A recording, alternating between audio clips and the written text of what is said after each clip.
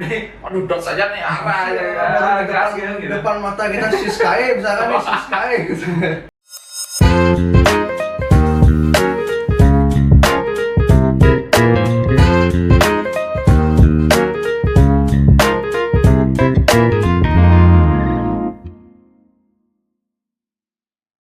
Oke, halo Sobat Kuantum semuanya, selamat datang kembali di podcast kita kali ini. Ini apa diulang? Oke, Sobat Kuantum semuanya, kembali lagi bersama kita kali ini ya. Kita kali ini bakalan podcast ya. Yuk. Tentunya udah lama banget lah kita nggak podcast ya. Ada sekitar 2 minggu kita break dan sekarang kita bakalan podcast lagi tentunya. Dan kali ini aku nggak sama dokter cewek lagi ya teman-teman. Ini ada Bang Otot ya, bisa kita lihat di sini ototnya gede banget cuy. Masangnya gede juga, coy. Oke, jadi teman-teman, kita di sini bakal ngebahas tentang penyakit menular seksual ya bersama aku Randi dan juga Dokter Gateng ini. Silahkan perkenalkan. Saya dengan Dokter Brahmasta. Wah, Dokter Brahmasta ya kali ini. Ya. Ini dokter kalau boleh tahu lagi praktek di mana nih dok? Saya bertugas di Klinik Kuantum Renon yang alamatnya di Mohyamin ya. Yes. Ya. Iya, tentunya buat teman-teman semuanya kalau misalnya mau cek kesehatan bersama Dokter Bram, langsung saja datang ke Klinik Kuantum Renon tentunya ya. Konsultasi tentang apapun bisa. Yes. Konsultasi keluarga bisa. Keuangan nggak bisa, kalau keuangan bisa. Keuangan nggak bisa ya. Oke. Oke, kita langsung saja ya ke pertanyaan yang pertama. Kita bakalan tanya-tanya tentang penyakit menular seksual nih bersama Oke. Dokter Bram tentunya. Yuk. Oke, jadi dok, sebenarnya seberapa besar sih kasus penyakit menular seksual di masyarakat kita saat ini dan kenapa masih banyak orang yang menganggap ini bukan hal yang serius dok? Nah begini, kalau dari literatur yang saya baca, Mhm. terakhir dari tahun 2024 hingga saat ini ya, kasus penyakit menular seksual ini sangat amat meningkat drastis ya, Wow. meningkat drastis di Indonesia khususnya. Di sana, maaf saya agak membaca sedikit ya. Santai. Ini AI yang berbicara ya. Betul. Oke, di sini ada penyakit menular seksual itu kan ada banyak segmennya ya. Yes. Yang paling keras itu adalah HIV. Orang-orang lain, teman-teman juga pada tahu HIV itu paling top of the top dari penyakit menular seksual. Di bawah itu ada gonore, ada sifilis, ada macam-macam ya, ada chlamydia, ada macam-macam. Untuk cewek juga ada penyakit radang panggul dan macam-macam. Nah, yang paling tinggi itu adalah sekarang di range angka, maaf saya baca sedikit, 23.347 kasus untuk sifilis. Wah, gila Ya, tinggi sekali ya. Tinggi, sangat tinggi sih. Tinggi sekali ya. Oke. Terus Wah. gonore itu sekitar 10.506. Itu di seluruh dunia tuh. Enggak, di Indonesia Di aja. Indonesia aja, Pak. Iya, Gila, di banyak Indonesia banget aja, sih. makanya sangat amat berbahaya ya. Sangat berbahaya. Oke, kok logat saya Bali sekali. Santai aja lah. Oke. Oke. Yuk, kita langsung saja ke pertanyaan yang kedua. Yap. Nah, bisa dijelasin nggak dok secara sederhana aja nih, apa aja jenis penyakit menular seksual yang paling sering terjadi dan gimana sih cara penularannya? Nah, oke. Yang paling sering terjadi sama yang seperti saya jelaskan tadi, yang paling sering terjadi itu adalah yang paling awal tuh seperti gonore atau sifilis biasanya. Kalau orang awam bilang itu raja singa ya, raja singa kencing yang bernanah. Nah, itu gejala-gejalanya seperti untuk pada laki-laki itu biasanya dia akan kencingnya bernanah. Bernanah? Ya, bernanah. Jadi pagi-pagi mau kencing, rasanya panas. Wah.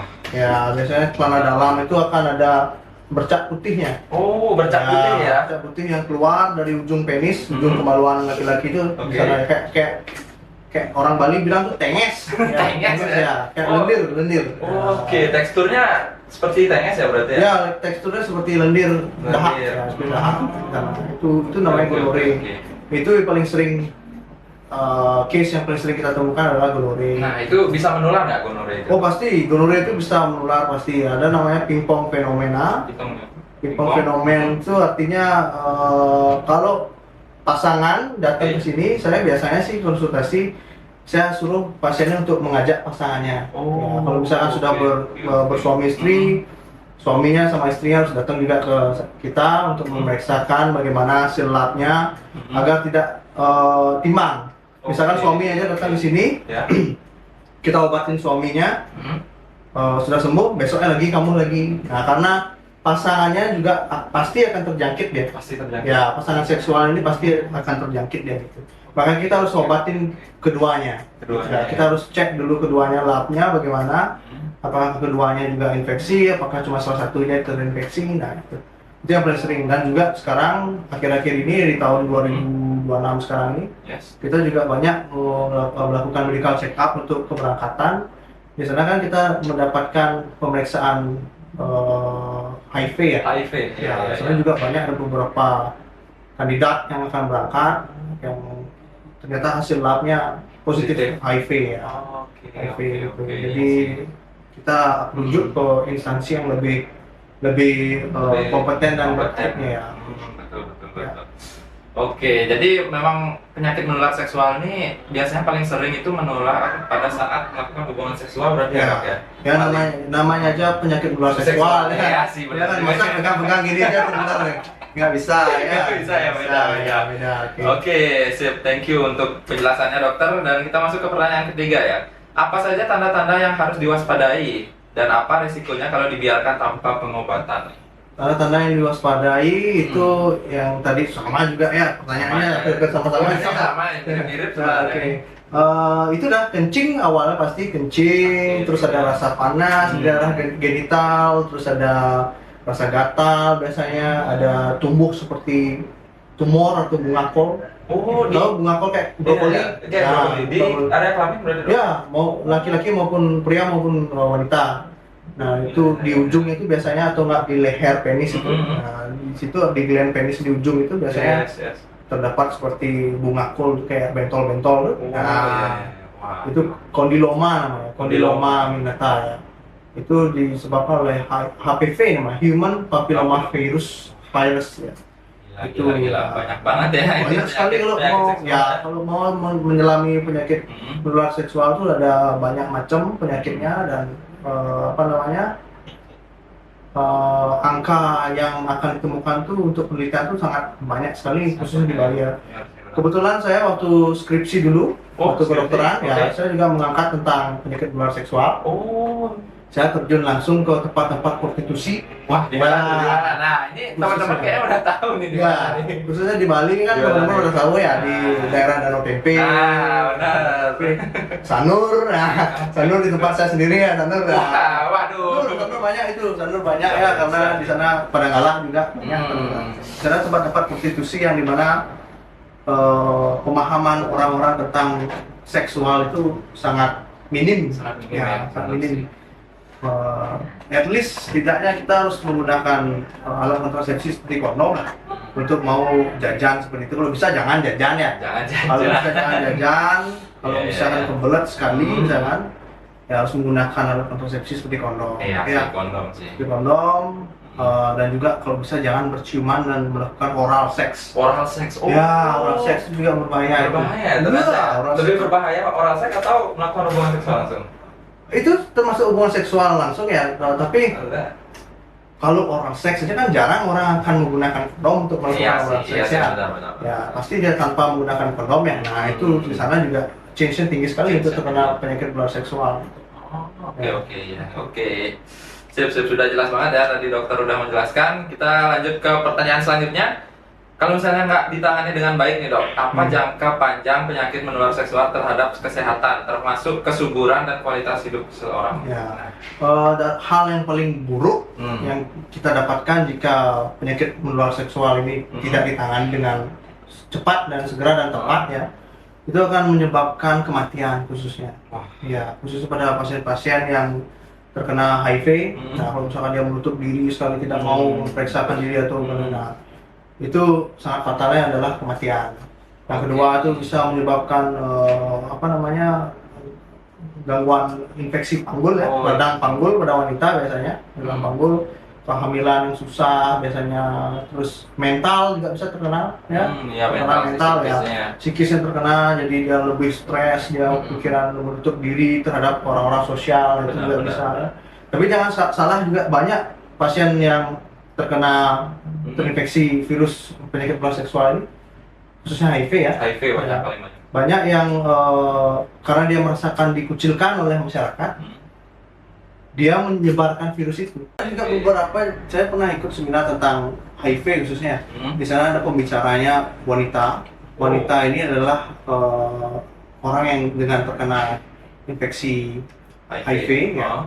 Dia pernah bercerita karena dia dulu dikucilkan.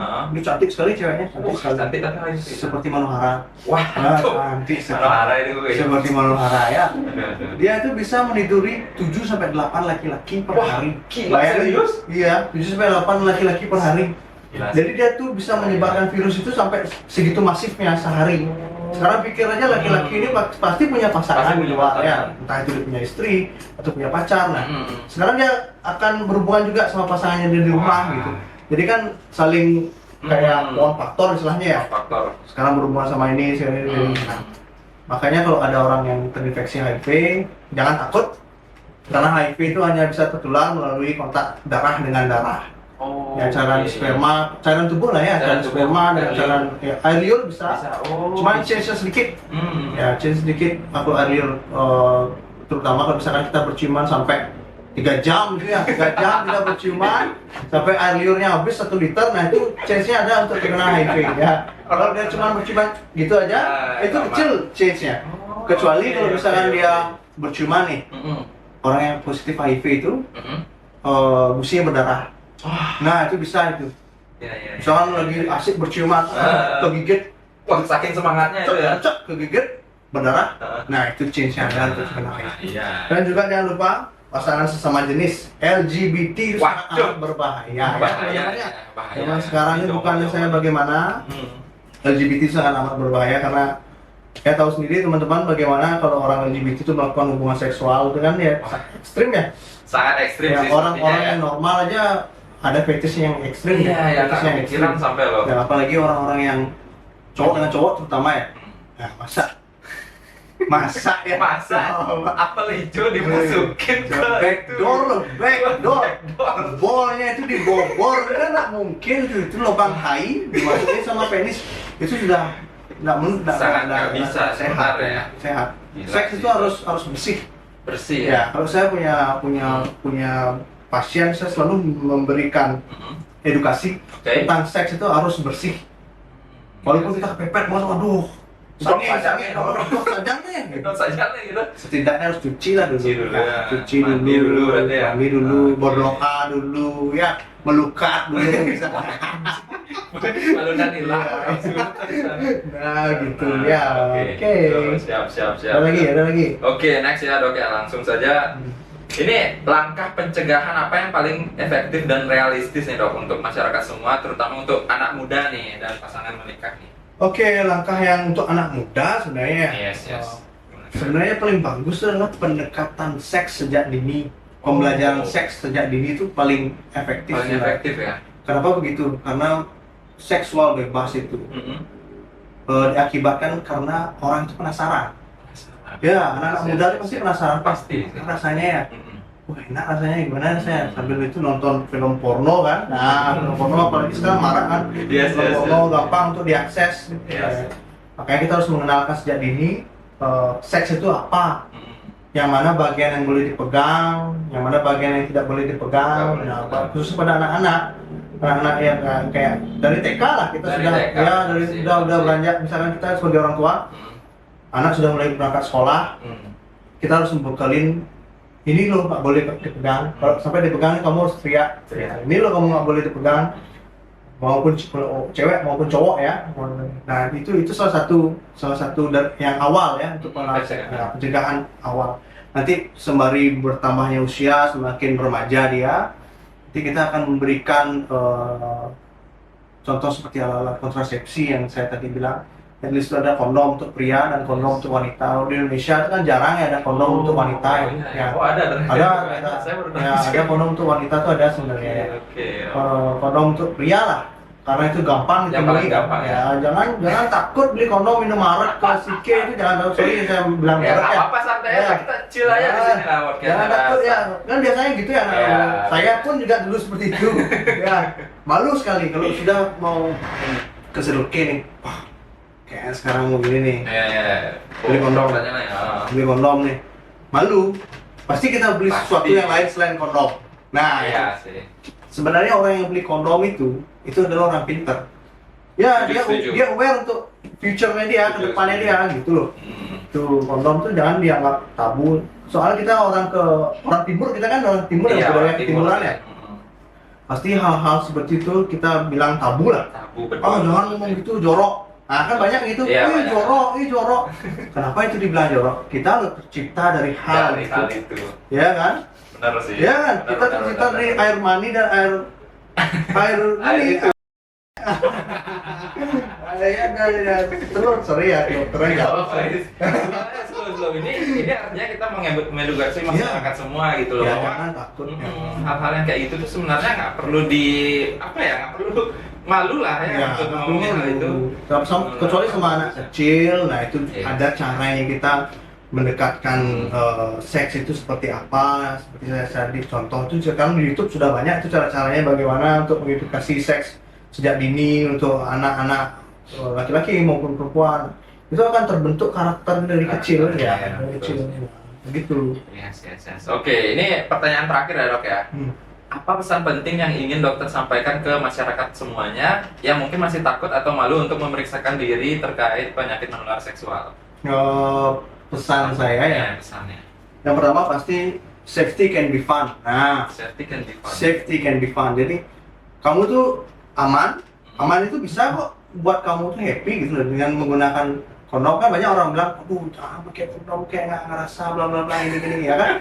Kondom sekarang sudah banyak variannya. Oke. Ada yang tipis, Nah. ada yang glow in the dark, ada yang macam-macam. Rasa mie goreng tuh ada ya? Ada rasa Indomie, ada kemarin saya waktu itu dapat Indomie.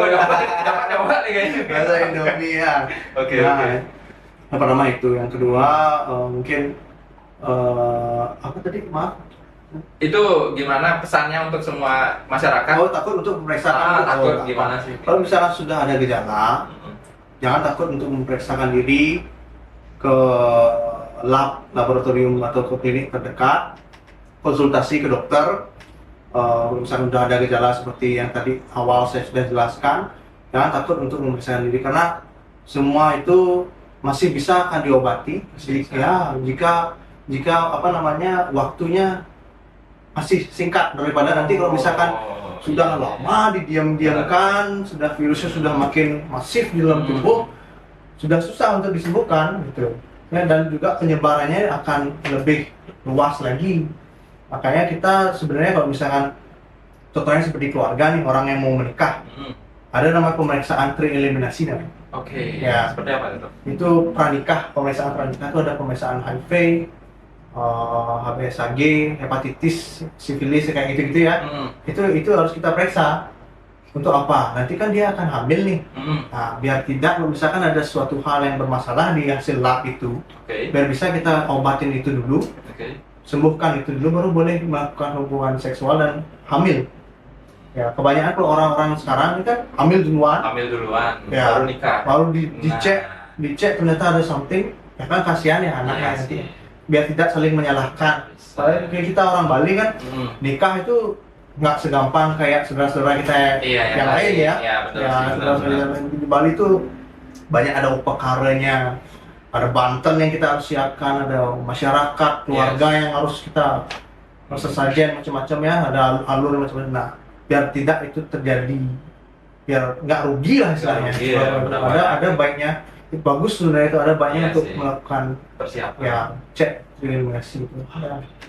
Itu untuk orang-orang yang mau menikah. Kalau untuk orang anak muda ya balik lagi, kalau ada keluhan jangan nunggu ada keluhan. Kalau misalnya sudah melakukan hubungan seksual bebas sama stranger ya, maupun laki-laki maupun perempuan, misalnya ke klub atau kemanapun ketemu sama stranger. Sekarang kan banyak nih, ada aplikasi tuh Tinder. Betul. Ya kan, Tinder salah satunya.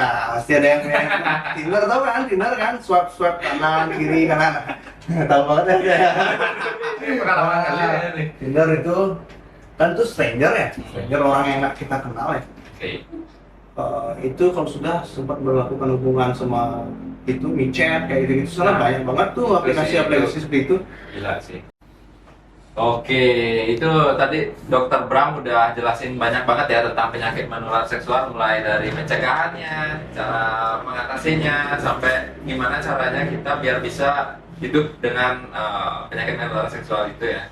Jadi mungkin dari dokter nih, pesan terakhir buat masyarakat semuanya nih, terakhir banget nih. Apa ya, pesan terakhir saya itu balik lagi kayak tadi. Balik ya. Pesan terakhir saya itu ya harus jaga kebersihan. Iya sih. Jaga kebersihan yang penting, jaga kebersihan area genital, terus berolahraga pun juga itu sangat amat berpotensi bagus banget untuk menghindari hubungan seks itu. Iya sih. Ya, Kayaknya karena kayak gitu olahraga itu penting sekali ya. Karena apa? Kalau kita olahraga akan melakukan hal yang lebih positif kayak itu. Misalkan ya, suka lari, nge-gym apapun itu akan melakukan hal yang lebih positif daripada kita diam-diam aja. Pasti ada kepikiran untuk melakukan hal yang nggak benar gitu loh. Jadi kita lebih aware, olahraga itu membuat kita lebih aware sama diri kita sendiri. Makan akan terjaga, tidur akan lebih bagus kualitas tidurnya. Kualitas tidur kita akan lebih bagus dibanding kita tidak melakukan hal apa-apa gitu loh. Kayak misalkan wasting, kayak misalkan party aja. Nah, itu minum-minum aja, ya, pasti akan kesana jatuhnya takutnya. Pergaulan pun kalau bisa sama siapapun kita boleh bergaul, sama maupun dia pasti ada ya teman yang LGBT atau apa, boleh kita bergaul dengan orang-orang seperti itu. Cuman kalau bisa jangan mengikuti pergaulannya. Bergaul boleh, tapi jangan mengikuti pergaulannya. Pergaulan dalam artian diajak misalnya ke party, kita nih straight nih cowok, diajak ke party, wedding party, temannya mungkin, ya kan? Jangan sampai terpancing, itu berbahaya itu, ya, jangan sampai terus terpancing. Cewek pun juga seperti itu, juga, ya. Mohon maaf nih ya, mohon maaf bagi teman-teman mungkin ada yang ya penyuka sama jenis ya, sama jenis, mohon maaf sekali. Bahaya sekali sih itu. Bahaya sekali itu, walaupun dibilang bersih, melakukan hubungan seks yang bersih. Pasangan yang straight dia bisa terkena infeksi. Siapapun bisa terkena infeksi. Siapapun bisa terkena infeksi, dan penyebabnya lagi karena itu. Karena kotor, tidak bersih, dan menggunakan alat kontrasepsi, gonta-ganti pasangan. Narkoba pun juga bisa terkena.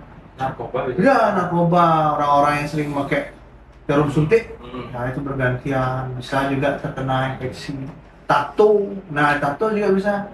Jarum tato. Makanya teman-teman kalau mau tatoan harus dipastikan jarum tatonya itu baru, masih disegel. Kalau jarum tatonya sudah pernah dipakai atau tidak baru ya, tidak steril, itu jangan digunakan. Chance-nya tinggi sekali untuk terkena penyakit menular seksual ya, seperti HIV atau hepatitis juga bisa ya, penyakit hati. Siap. Oke. Jadi intinya tuh harus bersih lah kalau misalnya kita melakukan hubungan seksual ya, Dok ya. Harus bersih sekali ya. Oke, ya. Gegabah. Gegabah ya. Aduh, dot saja nih arah ya. Gas gitu. Depan mata kita siskae misalkan siskae gitu. Jangan gitu ya, kalau bisa jangan gitu, harus tahan. Kita manusia tuh punya nafsu. Kita harus bisa menahan hawa nafsu kita. Kita harus berpikir baik ke depan, dampaknya bagaimana. Makanya dengan cara apa kita bisa berpikir jernih dan baik untuk ke depan melakukan hal gitu adalah olahraga, melakukan hal yang positif di cycle kehidupan kalian tuh akan lebih bagus. Gitu, makan, tidur, kualitas akan lebih bagus. Tapi ngomongin olahraga nih, dokter suka olahraga apa biasanya? Oh, saya banyak olahraga. Saya kebetulan senang sport, olahraga. Oke, apa aja deh dok? Yang ekstrim saya tuh surfing. Oh, surfing? Surfing. Asik banget. Kulit saya agak sedikit menghitam. Surfing. Skateboard juga, saya main skateboard juga. Ya, tapi sekarang saya lagi mendalami lari. Banyak semua cabur saya tenggelami sekarang. Ini bagus sih, dicontoh nih Dokter Bram nih. Harus. Kalau misalnya kita jelek banget nih, semua orang itu nggak ada yang positif banget ya. Pasti saya dokter pun juga nggak positif banget ya. Ada suatu hal yang mungkin minum lah, mungkin rokok lah atau apa. Ya sesekali it's okay. Harus diimbangi dengan balance lah. Balance ya. maksiatnya jalan ke dewan-dewan. Ada jalan juga. Waduh, oke. Nah, gitu. Thank you ya sobat sehat semuanya sudah mendengarkan sampai titik ini ya di akhir podcast kita kali ini. Aku juga mau terima kasih buat Dokter Bram ya. Thank you. Sudah banyak banget ngejelasin ya dok ya. Thank you banget ya. So Ya. aku Randi cabut undur diri dan Dokter Bram juga. See you on the next video. Thank you.